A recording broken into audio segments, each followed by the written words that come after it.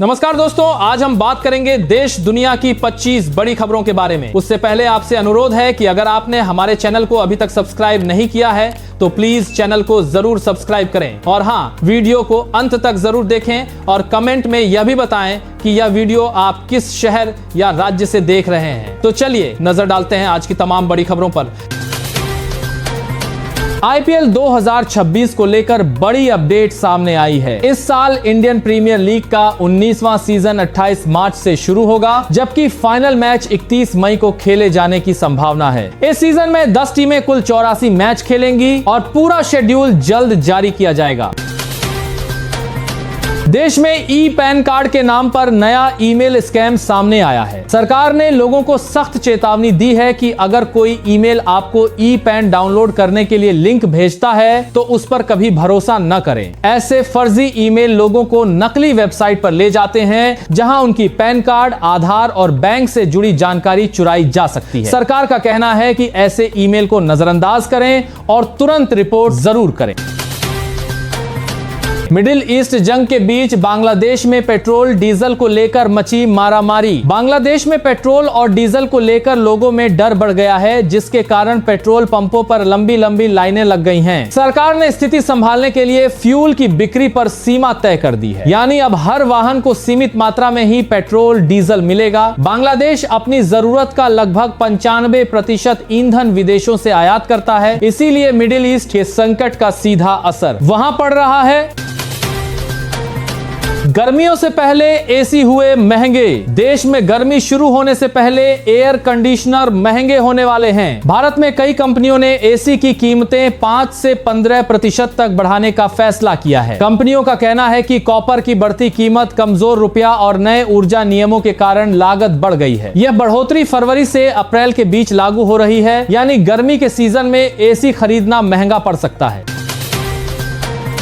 ऊर्जा संकट से जूझ रहे बांग्लादेश ने बड़ा कदम उठाया है। सरकार ने देश के सभी विश्वविद्यालयों को तुरंत बंद करने का फैसला लिया है ताकि बिजली और ईंधन की बचत की जा सके। दरअसल वैश्विक बाजार में तेल और गैस की सप्लाई प्रभावित होने से देश में ऊर्जा संकट गहरा गया है। स्थिति को संभालने के लिए सरकार ने ईंधन बिक्री पर भी सीमाएं लगाई हैं और कई संस्थानों को अस्थायी रूप से बंद करने के निर्देश दिए हैं।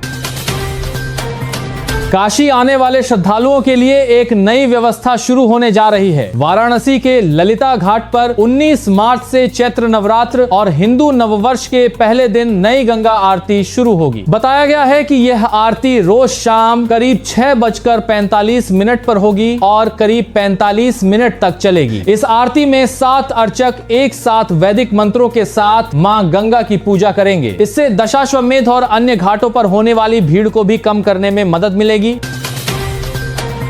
पंजाब सरकार ने बजट 2026-27 में महिलाओं के लिए बड़ी योजना का ऐलान किया है। राज्य सरकार ने मुख्यमंत्री मावा अधिया सत्कार योजना शुरू करने का ऐलान किया है। इस योजना के तहत राज्य की महिलाओं को हर महीने 1000 रुपए दिए जाएंगे, जबकि दलित महिलाओं को 1500 रुपए प्रति माह मिलेंगे। इसके लिए बजट में करीब 9300 करोड़ रुपए का प्रावधान किया गया है और पैसा सीधे बैंक खाते में ट्रांसफर किया जाएगा। इसका उद्देश्य महिलाओं को आर्थिक रूप से मजबूत बनाना है।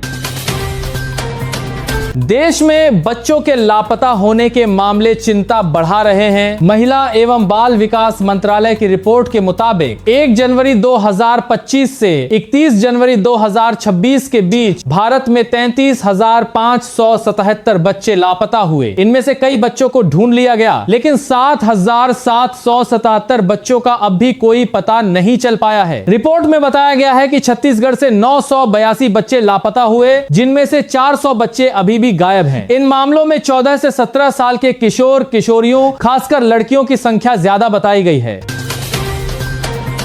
किसानों के लिए गेहूं को लेकर सरकार ने बड़ा फैसला लिया है। सरकार इस साल करीब 3 करोड़ टन गेहूं खरीदने की तैयारी कर रही है। इसके साथ ही गेहूं की सरकारी खरीद कीमत 160 रुपए बढ़ाकर 2585 रुपए प्रति क्विंटल कर दी गई है। इस साल गेहूं उत्पादन रिकॉर्ड 12 करोड़ टन तक पहुंचने का अनुमान है। इसका मकसद किसानों को उनकी फसल का ज्यादा फायदा दिलाना है। भारत न्यूजीलैंड के बीच होने वाले T20 वर्ल्ड कप फाइनल से पहले अहमदाबाद में होटल की कीमतों में बड़ा उछाल देखा जा रहा है। फाइनल मुकाबला 8 मार्च को नरेंद्र मोदी स्टेडियम में खेला जाएगा। मैच के कारण शहर में होटल तेजी से भर रहे हैं। जानकारी के मुताबिक नॉर्मल होटल रूम का किराया 5 से 10 हजार से बढ़कर 20 से 30 हजार तक पहुंच गया है। वहीं कई लग्जरी होटलों में रूम का किराया 60 हजार से 1 लाख रुपए तक हो गया है।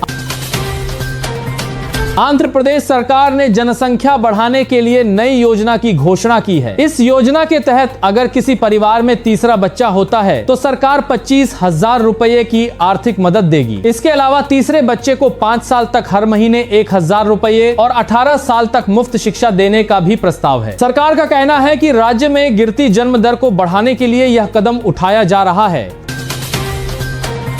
महाराष्ट्र से तेंदुओं को गुजरात भेजने को लेकर नई खबर सामने आई है। महाराष्ट्र सरकार ने फैसला किया है कि करीब 50 तेंदुओं को गुजरात के जामनगर स्थित वनतारा वन्यजीव बचाव केंद्र भेजा जाएगा। सरकार का कहना है कि राज्य में बढ़ते मानव तेंदुआ संघर्ष को कम करने के लिए यह कदम उठाया जा रहा है। हालांकि इस फैसले को लेकर कुछ वन्यजीव कार्यकर्ताओं ने चिंता भी जताई है।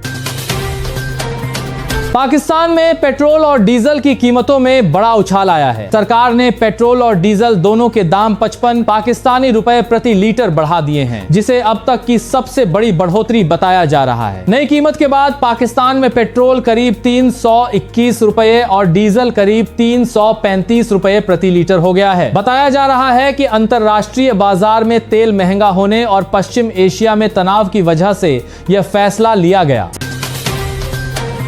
सरकारी नौकरी की तलाश कर रहे युवाओं के लिए बड़ी खबर है। पंजाब पुलिस ने 3,297 से ज्यादा कांस्टेबल पदों पर भर्ती का ऐलान किया है। इस भर्ती के लिए ऑनलाइन आवेदन 10 मार्च से शुरू होंगे और 30 मार्च 2026 तक भरे जा सकेंगे। इन पदों के लिए आवेदन करने के लिए उम्मीदवार का कम से कम 12वीं पास होना जरूरी है। गुरमीत राम रहीम को बड़ी राहत। 23 साल पुराने पत्रकार हत्याकांड में हाईकोर्ट ने किया बरी। पत्रकार रामचंद्र छत्रपति हत्या मामले में पंजाब हरियाणा हाईकोर्ट ने डेरा सच्चा सौदा प्रमुख गुरमीत राम रहीम को बरी कर दिया है। सीबीआई कोर्ट ने 2019 में गुरमीत को दोषी करार देते हुए उम्र कैद की सजा सुनाई थी। गुरमीत के दोषी भी खिलाफ यौन शोषण के आरोपों से जुड़ा एक पत्र प्रकाशित करने वाले छत्रपति को अक्टूबर 2002 में गोली मारी गई थी।